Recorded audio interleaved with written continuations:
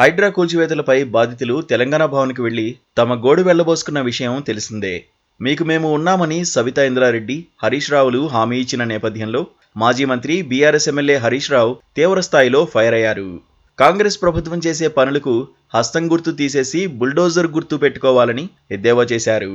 హైదరాబాద్ హైదర్షా కోర్టులో మూసి హైడ్రా బాధితుల ఇండ్లను ఎమ్మెల్యేలు హరీష్, సబితా ఇంద్రారెడ్డి నేతృత్వంలోని పలువురు బీఆర్ఎస్ ఎమ్మెల్యేలు, ఎమ్మెల్సీల బృందం పరిశీలించింది. ఈ సందర్భంగా మాట్లాడిన హరీష్, పేదలకు ఇండ్లు లేకుండా చేయడమే రేవంత్ లక్ష్యంగా ఉందన్నారు. చెరువులు, నాలాలు ఆక్రమణకు గురయ్యాయని పెద్ద పెద్ద మాటలు చెప్తున్న సీఎం రేవంత్ రెడ్డి, కొడంగల్లో కట్టుకున్న ఇల్లు చెరువు కుంటలోనే ఉందని సంచలన కామెంట్స్ చేశారు. ఆయన తమ్ముడి ఇల్లు ఎఫ్టీఎల్ పరిధిలో ఉందని, వాటిని కూల్చి ఆ తర్వాత పేదల ఇండ్ల జోలికి రావాలని అన్నారు.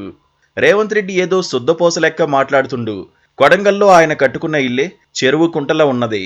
రెడ్డికుంటలో సర్వే నెంబర్ 1138లో రేవంత్ రెడ్డి ఇల్లు ఉంది. ఫస్ట్ నీ ఇల్లు కూలగొట్టుకో. నీ ఇల్లు రెడ్డికుంటలా, నీ తమ్ముడి ఇల్లు ఎఫ్టీఎల్ పరిధిలో ఉన్నది. నీ తమ్మునికో రూల్, నీకో రూల్, గరీబోళ్ళకో రూలా అని హరీష్ రావు తీవ్రస్థాయిలో ఫైర్ అయ్యారు. హైడ్రా కూల్చివేతల పేరుతో నగర ప్రజల పట్ల ప్రభుత్వం దారుణంగా వ్యవహరిస్తోందని హరీష్ రావు మండిపడ్డారు. కూల్చివేతలు ఆపి ఎన్నికల్లో ఇచ్చిన హామీలు అమలు చేయడంపై కాంగ్రెస్ దృష్టి సారించాలని హితవు పలికారు. మూసీని ఆక్రమించి భవనాలు కట్టిన వారిని అడ్డుకోవట్లేదని, పేదల ఇండ్లపైకి మాత్రం బుల్డోజర్లు పంపిస్తున్నారని మండిపడ్డారు.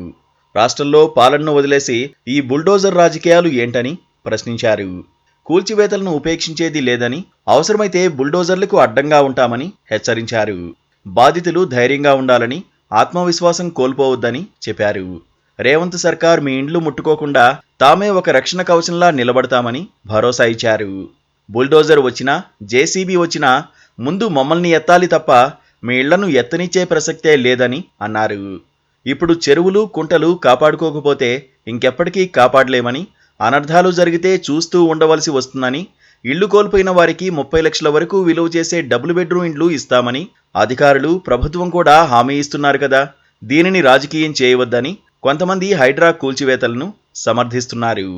అయితే బీఆర్ఎస్ నాయకులతో పాటు బీజేపీ నాయకులు సైతం హైడ్రాకు వ్యతిరేకంగానే మాట్లాడుతూ బాధితులకు అండగా ఉంటామని హామీలిస్తున్నారు.